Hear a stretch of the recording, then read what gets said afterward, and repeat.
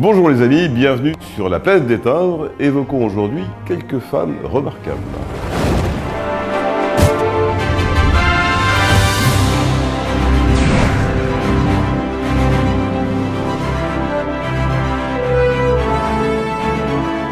Olympe de Gouges, née en 1748, est une femme de lettres considérée comme une pionnière du féminisme en France.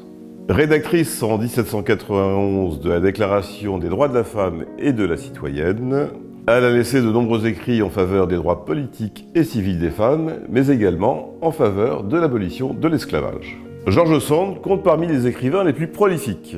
Elle totalise 70 romans et 50 volumes d'œuvres diverses, dont des nouvelles, contes, pièces de théâtre et textes politiques.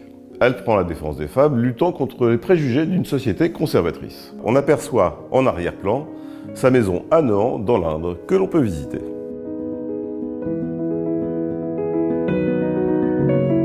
Simone de Beauvoir, née au début du siècle dernier, est une romancière, essayiste et philosophe. Celle qui a partagé sa vie avec Jean-Paul Sartre est une théoricienne majeure du féminisme, notamment grâce à son livre « Le deuxième sexe », publié en 1949.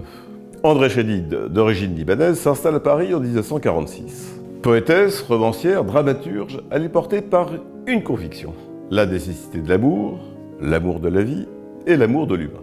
François Giroud, journaliste, écrivain, fut secrétaire d'État à la condition féminine sous la présidence de Valéry Giscard d'Estaing. Simone Veil se fait connaître du grand public en 1974. Nommée ministre de la Santé, elle fait adopter la loi dépénalisant l'interruption volontaire de la grossesse. Elle apparaît dès lors comme une icône de la lutte contre la discrimination des femmes en France. Première présidente du Parlement européen, elle qui avait été en camp de concentration et est considérée comme une promotrice de réconciliation franco-allemande et de la construction européenne.